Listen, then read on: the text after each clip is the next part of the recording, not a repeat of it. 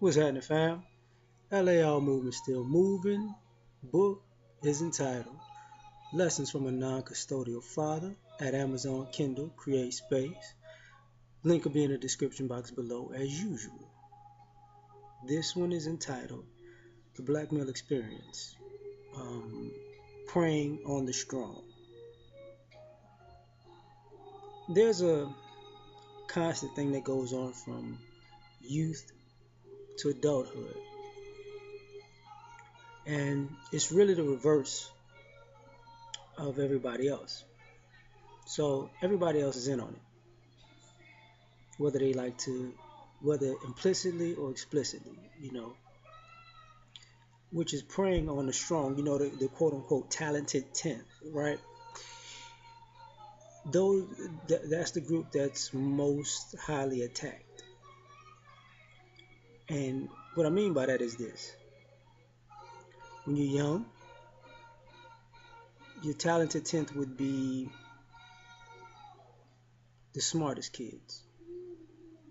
So when a boy is smart, usually they try to emasculate him or discourage him. That way, if you can emasculate him, you'll let him be smart, because you feel like you can control him. But if you can't emasculate him, you demonize him. And this is how you prey on the strong. This is where it starts. So, you know, but when you look at other people, being smart is a good thing. You know, there's no people are not looked at or in high are not looked at favorably for trying to discourage a kid from being intelligent. People are frowned upon when they do that to other people, but not black boys. It's completely different. So if you're quote unquote gifted outside of academics, people want to prey on your ability, to hopefully quote unquote guide you to the promised land. Not for you to reach your full potential because they want you to or they're trying to help you, but because you're their lotto ticket and they feel like you'll be in a position where you'll owe them. So if you make it, in turn, they make it through you. So if they make 10 million, they feel like if you make 10 million, they feel like they deserve a million. Just so they're preying on you before you even understand the workings and intentions of you know bad people. So preying on your strength. You know, if you are creative, people are going to, instead of put you in a position where this is where you're starting, this is where you're trying to go, let's get the journey going, let's get you in this process.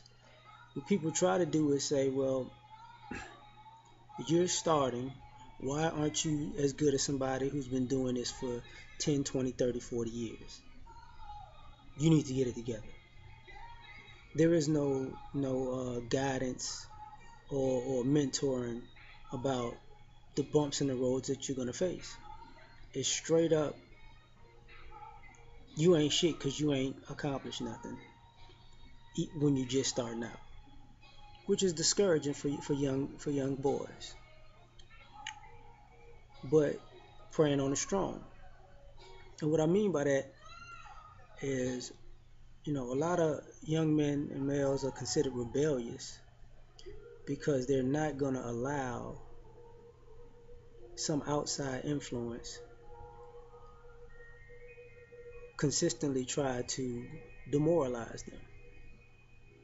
And people get upset because they feel like they're entitled to demoralizing an intelligent, gifted, creative, human being.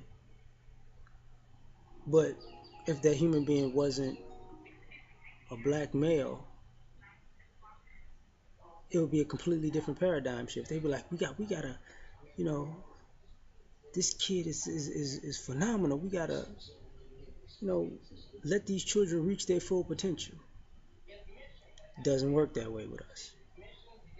They prey on the strong because, one flip side about that is, look at all the kids who are fuck ups.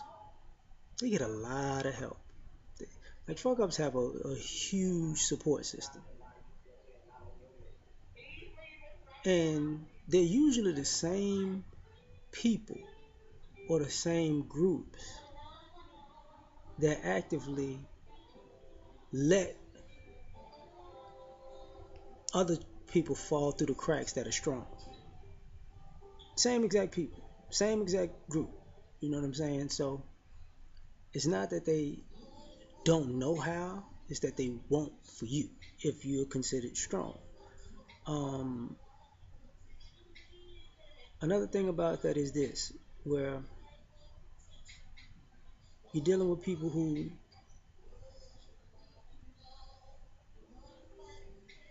don't want you to be successful because if you're successful under extreme adversity or adversity that other people don't have to face and they know it,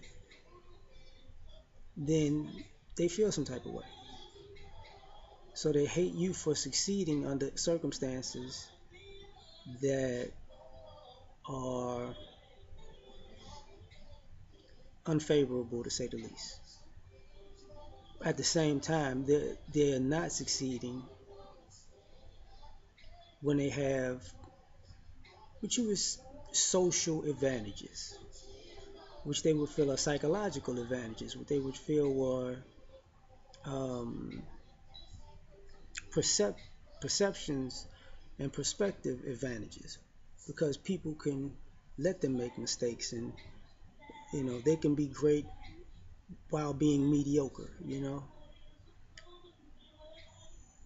So the problem is, they spend more time trying to disrupt your life because they can get away with that they wasted their time trying to prey on your strength to destroy you, that they've wasted their life. And now they mad at you because your life may be turning out better than theirs because they hate your guts for having your eye on the prize. Another way people prey on the strong is after these people hit a certain level and you can't deny them anymore, or life has, repaid them for the work that they've put in and they're winning. Then though there are people who latch on to them winning, bandwagon type people. Well, and they prey on the strong because they never necessarily wanted to be strong. But if you can hit your wagon to somebody strong, maybe they'll drag you to the promised land. So, what you normally see is a strong man by the time he reaches adulthood, manhood, with a bunch of wagons hitched to him, of people who aren't strong, or who aren't attempting to be strong, or who didn't try to be strong, who maybe was even taking shortcuts. You never know. But now they have a little support system within the bandwagon where, if they don't take me to the promised land, we all gonna turn on them, type of thing. Which is another way to prey on the strong because, you know, you weren't you weren't in a corner to begin with. Um, you didn't support them, so they probably did a lot.